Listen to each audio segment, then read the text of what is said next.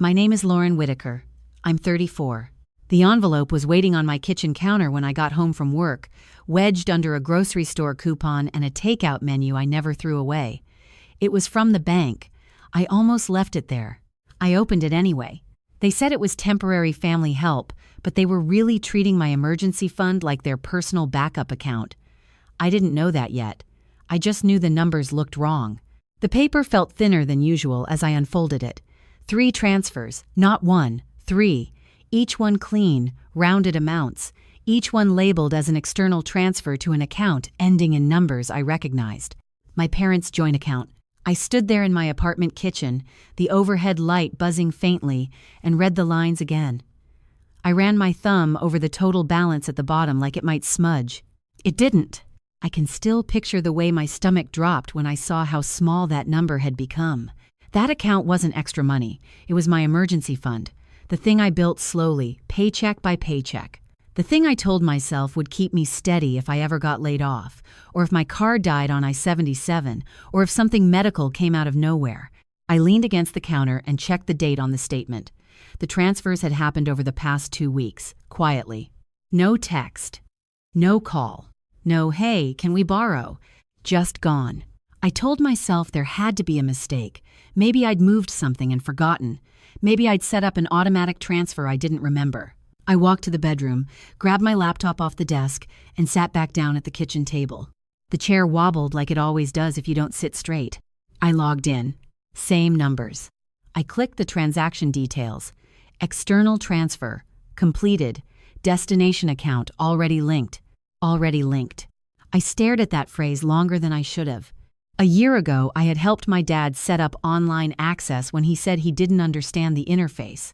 I remember sitting at their dining room table with his old laptop, the screen smudged, him squinting and saying, "You're better at this stuff than I am."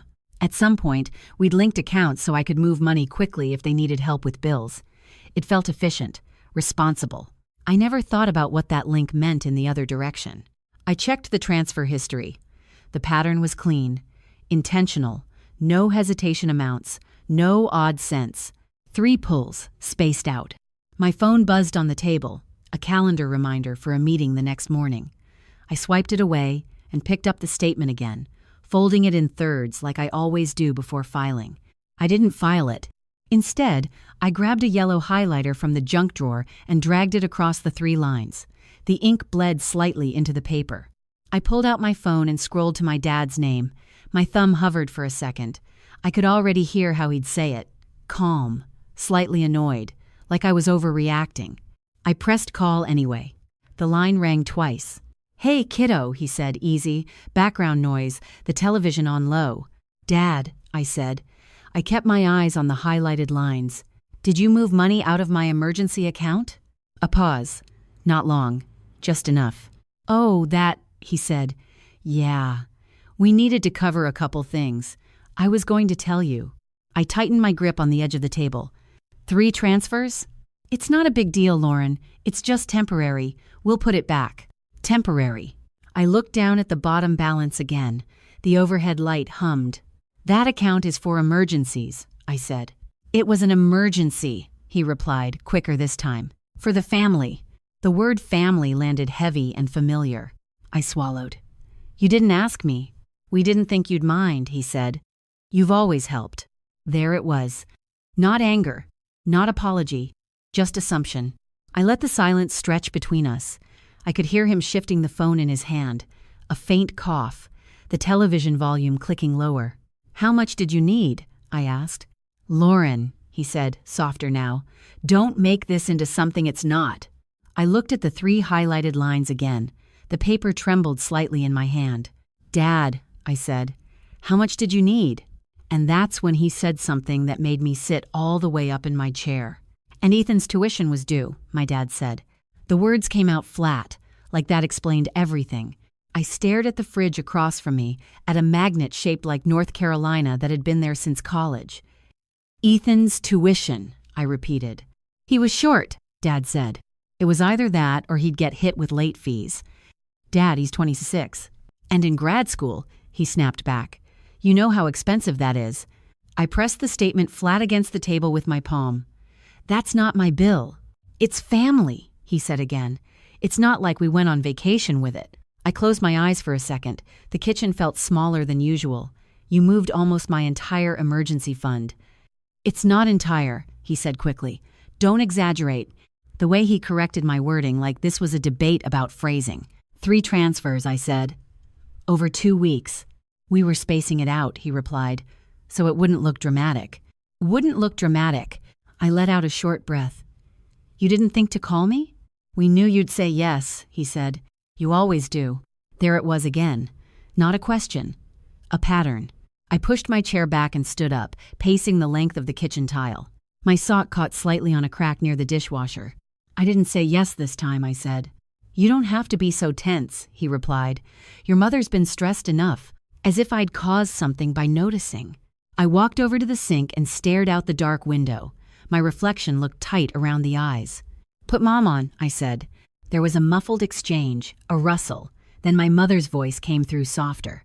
Lauren, honey, she began. It's just until Ethan gets his stipend next month. You both had access to my account, I said. You never told me you were going to use it. We didn't think we had to run it by you like strangers, she said. We're your parents. The word parents hung there like a credential. I built that fund for me, I said, in case something happens. And something did happen, she replied quickly. To your brother. I gripped the edge of the counter. So you just logged in and took it? A pause. We moved it, she corrected gently. Took sounds ugly. I looked back down at the statement on the table. The yellow lines were bright against the black ink. It feels ugly, I said. You're being dramatic, my dad cut in from the background. We'll put it back. When? Silence. A few months, he said finally, once things stabilize. A few months. No numbers, no plan, just a foggy promise. I walked back to the table and sat down slowly.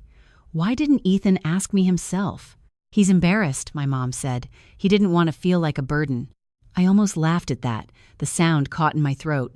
He didn't want to feel like a burden, I repeated. So you made sure I didn't have a choice. That's not fair, she said, sharper now. We've done everything for you. There it was. The ledger. I'm not keeping score, I said. Well, it sounds like you are. The call went quiet for a moment. I could hear someone clearing their throat, a cabinet door closing on their end. Lauren, my mom tried again. You have a good job. You're stable. This is just money sitting there. Just money sitting there. I remember thinking how easy it is for other people to call something extra when it isn't theirs. It's not extra, I said. It's my safety net. You don't need that much sitting idle, my dad said. It's smarter to use it. Use it. I picked up the statement again and flipped it over, as if there might be something different on the back. I need to understand exactly how this happened, I said carefully. Did you initiate the transfers from your end or mine? What difference does that make? My dad replied immediately. It makes a difference, I said. Another pause. Longer this time. It was already linked, he said finally. We just moved it over. So you logged into my account. You gave us access, he said. Don't act surprised. I stared at the online login history on my laptop screen. There were unfamiliar timestamps from earlier in the month. I didn't give you permission to drain it, I said. We didn't drain it, he insisted. Stop saying that. The word choice again, always softening. Send me the exact amount Ethan needed, I said. Break it down. We don't have to justify every dollar to you, my dad said. The shift was subtle but real. Not apology, not explanation, just expectation. My phone buzzed in my hand. A new text. From Ethan. Hey, Mom said you're upset. It's not that serious. I stared at the message. The 3 dots appeared, then disappeared. I looked back at the highlighted statement on my table, then at the login history on my screen. Not that serious. I typed back 1 line. Then my phone rang again. Then my phone rang again. It was Ethan. I let it buzz twice before answering. I stayed seated at the kitchen table, the statement still open in front of me, my laptop screen glowing with the transaction history. Lauren, he said immediately. No, hello. Why are you making this weird? I leaned back in the chair, which gave that soft wobble again. Weird how? It was just tuition, he said. Dad said you were freaking out. I'm not freaking out, I said. I'm asking why no one told me. We were going to, he replied. It just happened fast. 3 separate transfers did not happen fast. You didn't even text me, I said. He exhaled sharply. Because I didn't want to feel like I was begging. I looked down at the highlighted lines again. So you'd rather I not know? That's not what I'm saying. Then what are you saying? There was a pause. I could hear traffic on his end. Maybe he was outside. You've always helped, he said finally. I didn't think it would turn into this whole investigation. The word landed wrong. I'm not investigating, I said. I'm looking at my own account. It's not like we stole it, he said, a little defensive now. Mom and Dad have access. I clicked into the account settings tab on my laptop. Linked accounts. There it was, their joint checking account still connected, small gray text underneath that said active. Did you log in? I asked. What? Did you personally log into my account? Silence. Then, Dad handled it. That told me enough. I scrolled through the login activity. Dates, times, IP location listed as Charlotte, their zip code. Ethan, I said slowly, that fund is for emergencies. Mine. And I'm your brother, he shot back. Does that not count? The question wasn't dramatic. It was almost tired. I rubbed my forehead. It counts, but it doesn't mean you get to take it. No one took anything, he said, echoing Dad's phrasing. It's temporary. Temporary needs a number, I said. How much exactly did you need? He hesitated. Around 15. 15,000? Yeah, but that's almost the whole account. It's not like you were using it, he said quickly. I let that sit in the air between us. Not using it. I thought about the months I skipped trips with friends, the times I ordered cheaper meals, the way I transferred a fixed amount every payday before I touched anything else. Just because I wasn't spending it, I said, doesn't mean it wasn't for something. You're acting like we emptied your life savings, he said. You still have a job. I swiveled the laptop slightly, even though he couldn't see it. The remaining balance number felt small, vulnerable. What happens if I don't? I asked. You will, he said automatically. That's not what I asked. He didn't answer that. Instead, he said, look, I'll pay you back once my stipend clears. I just need some breathing room. When is that? Next month, probably. Probably. I picked up my phone and opened the calculator app. 15,000 divided over 3 months. I waited. How much can you realistically send back each month? I asked. You're turning this into a payment plan? Yes. A short, humorless laugh. God, Lauren, it's family. That doesn't change math. He went quiet again. Then softer. You know Mom's blood pressure's been high. This stress isn't helping. There it was. The pivot. I didn't create the stress, I said. No, but you're escalating it. I looked around my apartment. The stack of mail. The half-folded laundry on the couch. My purse still on the chair from when I got home. Escalating. I need clarity, I said. That's not escalation. He didn't respond right away. I could hear him breathing. Are you going to cut us off or something? He asked finally. The question surprised me. I haven't said that, I replied. But you're thinking it. I didn't answer. Because I was. My laptop screen dimmed and I tapped the trackpad to wake it. The linked account line blinked back at me. Active. Ethan, I said carefully, did you know you could transfer out of that account without me approving it? I mean, he said slowly, Dad said it was set up that way. Set up that way. I stared at the small gray edit button next to the linked account. Okay, I said quietly. What does that mean? He asked. It means I'm going to the bank tomorrow, I said. There was a long pause. You don't need to do that, he said quickly. I clicked the bank branch locator on my screen and looked at the address 5 miles from my office. I think I do, I said. And then he said something that made the whole thing shift. And if you do, Ethan said, voice tightening, Dad's going to be really hurt. I looked at the laptop screen. The bank's address sat there in plain blue text. 5 miles, open at 9. Hurt by what? I asked. By me asking how my own account works? You're making it sound like we did something shady. I didn't answer that. I just watched the cursor blink next to the branch hours. You know he hates dealing with banks, Ethan added. You're going to embarrass him. Embarrass him. I reached over and folded the paper statement again, slower this time, lining up the edges carefully. I'm not trying to embarrass anyone, I said. I'm trying to understand what access exists. It exists because you set it up, he said. You can't act shocked now. I'm not shocked, I replied. I'm informed. He exhaled through his nose. This is turning into something bigger than it needs to be. It already is bigger than it needed to be, I said quietly. He didn't respond to that. Instead, he said, So what, you're just going to revoke everything? The word revoke felt heavy. I didn't say that, I said. But you're thinking it. Again. I closed the laptop gently. I'm going to the bank, I repeated. He was silent for a few seconds. Then, softer, Lauren, don't do anything drastic. Drastic. I'm asking for documentation, I said. That's not drastic. When we hung up, I stayed at the table for a minute. The kitchen felt still. The refrigerator kicked on with a low hum. I picked up my phone and opened the banking app again. I navigated to account settings, then to linked accounts. The small gray active label sat next to my parents' checking account like it had always belonged there. I tapped into transfer limits. Daily maximum. Monthly maximum. No secondary approval required. No alert set up for outgoing transfers beyond a certain threshold. I stared at that line. I had set alerts for everything else. Credit card charges, direct deposit, even low balance warnings on my checking account. But not this. I thought back to last year at their dining room table.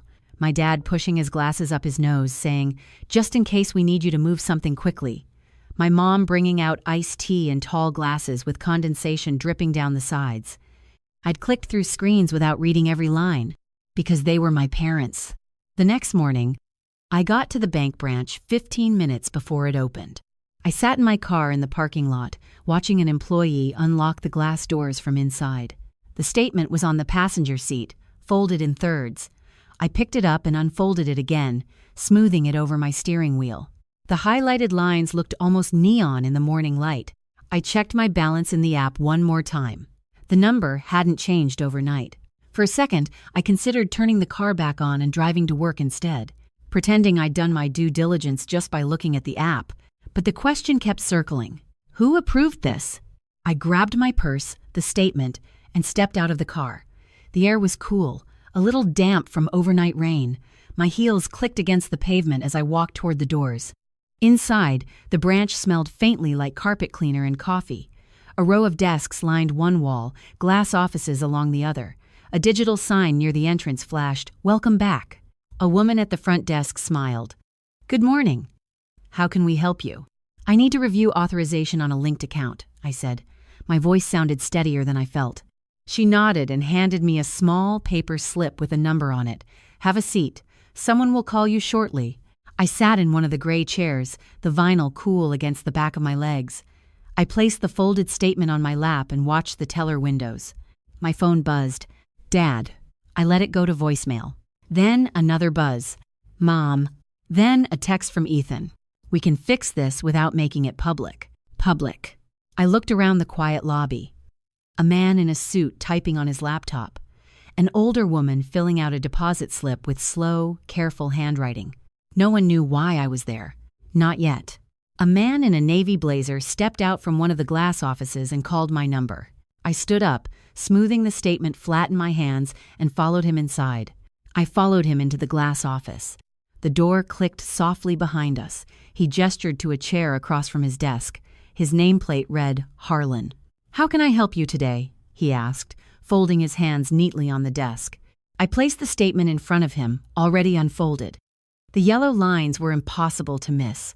"I need to review authorization on transfers from this account," I said. "Specifically these." He adjusted his glasses and pulled the paper closer. His eyes moved line by line. "Okay," he said calmly. "Let me pull up the account." I gave him my ID. My hands were steady, which surprised me. The computer monitor reflected faintly in the glass wall behind him. He typed for a moment, the soft clicking of keys filling the room.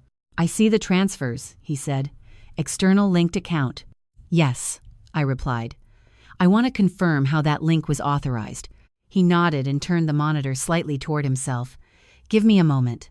My phone vibrated in my purse. I ignored it. After a minute, he said, "The linked account was established about 11 months ago. In-branch authorization." "That sounds right," I said, "but I don't recall approving outgoing transfers without secondary confirmation." He scrolled. It appears full transfer privileges were enabled at the time of linking. By whom? He paused. The authorization form shows your signature. I leaned forward. For linking, not for unlimited withdrawals. He studied the screen. The document allows bi-directional transfers. Bi-directional. So they can move money out without me approving each transfer? I asked. He hesitated just slightly. Yes, as long as they have login credentials. My stomach tightened. There's no alert threshold? There was no alert set up for that account, he said. We can add one. I nodded once. I'd like to review the actual authorization document. Of course. He clicked again, then turned the monitor toward me. A scanned form filled the screen. My name, my signature, dated last year. Under the permissions section, a small checked box. Full transfer access. I stared at it. The box was checked in blue ink. That was completed here? I asked. Yes, he said. It appears you and one other party were present.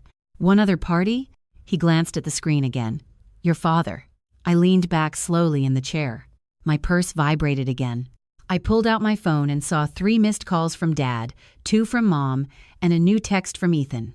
Don't do this in front of strangers. I looked back at Mr. Harlan. If transfers were initiated recently, can you see the login details? Yes, he said. We log access points. Could you confirm whether those recent transfers were initiated from my device? He typed again, scrolling. The recent transfers, he said carefully, were initiated from an IP address associated with a residential network in your parents' zip code. There it was. Neutral. Procedural. Not emotional. Not dramatic. Just factual. My phone rang again, loud in the quiet office. Dad. Mr. Harlan glanced at it briefly, then back at me. Would you like to take that? He asked. I looked at the screen. His name felt heavier than usual. Yes, I said, and answered. Lauren, my dad's voice came sharp through the speaker. Why are you at the bank? I didn't lower my voice. I'm reviewing the authorization form. You don't need to do that, he said. We already talked. I know, I replied. There was a brief silence. I could hear my mom in the background asking something in a whisper. Put me on speaker, my dad said. I looked at Mr. Harlan. He kept his expression neutral. I tapped speaker. You're making this look like fraud, my dad said, louder now. I'm asking how access works, I replied. You signed the form, he said. You were there. I signed to link accounts, I said, not to be bypassed. Mr. Harlan spoke gently. Sir, this is standard authorization review. Your daughter is within her rights to request clarification. There was a pause on the line. So, you're saying we did something wrong? My dad asked. I'm saying, Mr. Harlan replied evenly, that the system reflects full transfer permissions were granted at setup. Silence. Then my dad said, slower. Lauren knew what she was doing. I stared at the checked blue box on the screen. I didn't understand that it meant unrestricted withdrawals, I said. That's not what we discussed, my dad replied quickly. Mr. Harlan glanced at me. Would you like to modify or remove linked access at this time? The question sat between us. On speaker, I could hear my mother inhale sharply. Lauren, she said softly, don't overreact. I didn't answer her. I looked at the screen. My signature. The checked box. The IP address log from their house. Mr. Harlan waited. And that's when I realized something that changed the entire balance of the room.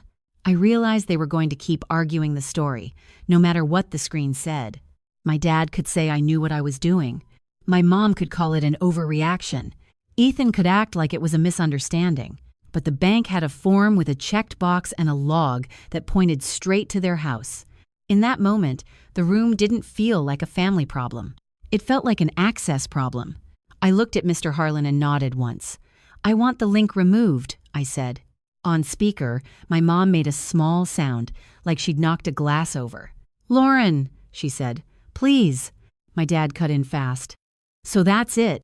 You're punishing us. I'm securing my account, I said. Mr. Harlan turned his keyboard toward himself. We can remove the linked account access and reset credentials, he said, still calm. You'll need to confirm a few things. Yes, I said. My dad's voice went hard. You're doing this in front of a stranger to make us look like criminals. That sentence was for him, not for me. I could hear it, the way he wanted it to land. Mr. Harlan didn't flinch. "Sir, I'm a bank representative. I'm not here to judge. I'm here to document and follow the account holder's instructions." There was a beat of silence where I could hear my dad breathing. Then he said, "Fine, do what you want." And he hung up. The speaker went dead. My mom didn't say goodbye. She didn't get a last word. The call just ended, like a door closing. Mr. Harlan slid a printed form across the desk and pointed with a pen. "This confirms you're removing the linked account and enabling transfer alerts," he said. "And here is the credential reset request." I picked up the pen. It had the bank logo on the side. My hand was steady again, which felt almost wrong for how loud everything had been a minute ago. I signed. He clicked through a few screens. "We'll also add a verbal passphrase," he said. Something not easily guessed. I stared at the small blank line on the form. I thought of the way my mom always called me by my childhood nickname when she wanted something. I thought of my dad's favorite phrase when he wanted me to stop asking questions. I chose something simple, something that didn't belong to them. When I walked out into the lobby, it was still quiet. The older woman at the deposit slip table was still there, carefully counting bills into a little stack. The man in the suit was still typing, head down, unaware. I stepped outside and the air hit my face like relief. Then my phone started vibrating like it couldn't catch its breath. One call. Then another. Then the family group chat lit up. "Mom, please call me." "Dad." Unbelievable. "Ethan, what are you doing?" Then a new one from my dad, not in the group chat, just to me. "Dad, I hope you're proud of yourself. You just put your mother under a ton of stress." I stood in the parking lot holding my keys and the folded statement. A car alarm chirped somewhere in the row behind me. I got into my car and closed the door. The quiet inside felt thick. Another message came through. "Ethan, you know they were counting on that money for the tuition payment plan, right?" "Counting on." I read it twice. He wasn't saying sorry. He wasn't saying he shouldn't have done it. He was telling me I disrupted their plan. Then my mom called again. I answered this time, but I didn't say anything at first. "Lauren," she said, breathy. "Are you there?" "Yes," I said. "Why would you do that?" she asked, like she couldn't put words around it. "At the bank. With someone listening." "They were listening anyway," I said. "It's my account." "We were going to fix it," she insisted. "Your dad said he was going to move some back next paycheck." "That isn't a plan," I said. Her voice tightened. "You don't understand what it's like when you have a family depending on you." I stared at my steering wheel. The stitching was starting to fray at the top from where I always held it in traffic. "I do understand," I said. "That's the problem." She went quiet for a second. Then she said, softer, "Your father feels humiliated." I didn't respond. I could feel the urge to explain myself rising, the old habit of smoothing it over, making it easier for them to accept. Instead, I stayed silent. The silence wasn't dramatic. It was just a gap where I didn't rush to rescue them emotionally. On the other end, my mom filled it. "We didn't mean to hurt you," she said quickly. "We were just trying to keep things afloat." "Then ask me," I said. "We knew you'd say no," she admitted, and then stopped like she hadn't meant to. There it was. The truth slipped out and left hanging. I looked down at my phone and took a screenshot of the bank confirmation email that had just arrived. Linked account removed, alerts enabled, credential reset pending. I saved it to a folder I'd never needed before. My dad's name popped up again with another call. I didn't answer. A new text from him arrived instead. "Dad, if you freeze us out like this, don't come running when you need help." I read that line and felt something cold settle in, because I already knew the difference between help and leverage. I opened the banking app again and tapped into security settings. My finger hovered over the button that said, "Reset Password." Then I pressed it. The password reset screen slid up, asking for my current password first. I typed it in slowly, each character deliberate. For a second, I wondered how many times my dad had typed the same one. The thought made my jaw tighten. I created something new, longer, not connected to anything personal, not a birthday, not a street name, nothing they could guess from memory. When the confirmation message popped up, I let out a breath I hadn't realized I was holding. Password successfully updated. The next morning at work, my phone stayed face down on my desk. I could still feel it buzzing through the wood when messages came in, but I didn't flip it over right away. Carla leaned against the edge of my cubicle around noon, holding her coffee. "You look like you didn't sleep," she said. "I didn't," I replied, still staring at a spreadsheet on my monitor. She studied me for a second. "Family?" I gave a small nod. She didn't push, just sipped her coffee. "Money again?" "Yeah." She made a quiet sound like she'd already guessed that part. "You don't owe anyone access to your stability," she said, not dramatic, just factual. I clicked through another video on my screen. "They think I embarrassed them." "In what way?" she asked. "I went to the bank." She blinked once. "That's embarrassing?" "To them." Carla shook her head slightly. "Sometimes the only way people feel exposed is when there's something to expose." I didn't respond to that. I just moved my mouse and adjusted a column width that didn't need adjusting. Around 3 in the afternoon, my phone lit up again. "Mom." I let it ring out. A minute later, a text. "Mom, we need to talk about Ethan's loan." I closed my eyes briefly. Another message followed. "Mom, the bank won't approve it without a cosigner." I stared at the words on my screen. "Cosigner," I typed back before I could overthink it. "No." 3 letters. That was it. The typing bubble appeared almost immediately. "Mom, don't be like that." I set my phone down and didn't pick it back up. At 5:30, when I walked to my car in the parking garage, the air smelled faintly like oil and concrete dust. I unlocked the door and sat inside without starting the engine. There was a new voicemail from my dad. I pressed play. "Lauren," he began, his voice measured. "Your mother is upset. We were counting on you helping Ethan get through this semester. It's not permanent. You're acting like we betrayed you." He paused. "You're overcorrecting. That's what this is." The message ended with a soft click. Overcorrecting. I leaned back in the driver's seat and looked at the ceiling of the garage, at the fluorescent lights humming overhead. For years, helping had felt automatic. A reflex, a transfer here, a quick payment there, no invoice, no structure, just family. But now I could see how loose it had been, how open-ended. I opened the banking app again. The linked account was gone. Alerts were active. Passphrase confirmed. Everything looked clean. Another text came through. "Ethan, so you're really not going to co-sign?" I typed back slowly. "No, I'm not." A minute passed. "Ethan, wow." That was it. No argument. No explanation. Just wow. I sat there for a while before starting the engine. The steering wheel felt solid under my hands, the frayed stitching rough against my thumb. When I got home, there was no envelope on the counter, no statement waiting, just the quiet hum of my apartment and the stack of mail from earlier in the week. I walked to the small file box in my bedroom closet and placed the highlighted statement inside a new folder. I labeled it simply, "Account Access." I slid it back into place. My phone buzzed again as I closed the closet door. "Dad." I answered this time. "What?" he asked, not greeting me. "I'm not co-signing," I said. "You're going to let your brother sink his credit over pride." "It's not pride," I replied. "It's boundaries." He made a sharp sound. "We never said we wouldn't pay you back." "You never said when," I said. Silence. Then he said, quieter, "You're changing." I thought about that. Maybe I was. "Maybe," I said. He didn't respond right away. I could hear him breathing, like he wanted to say something sharper and couldn't decide how to phrase it.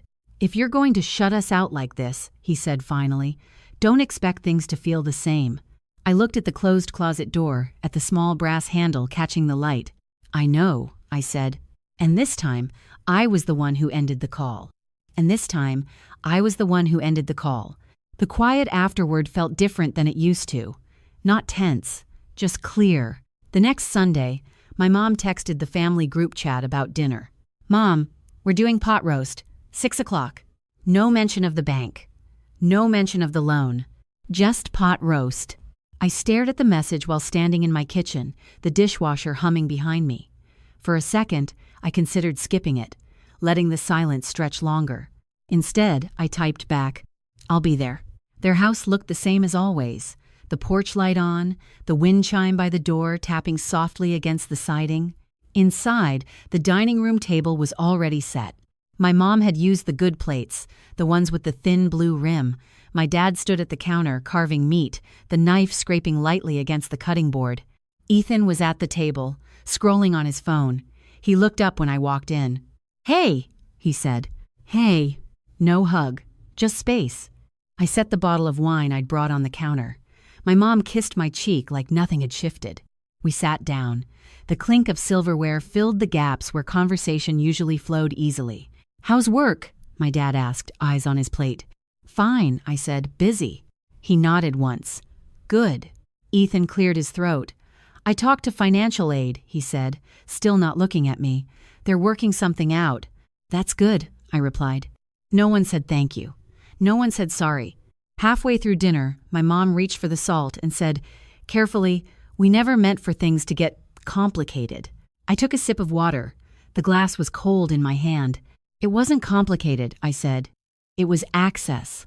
My dad's jaw tightened slightly. "We weren't trying to take advantage." "I know," I said. "That was true in one way, and not in another." Ethan pushed his plate back a little. "It just felt like you went nuclear," he muttered. I looked at him.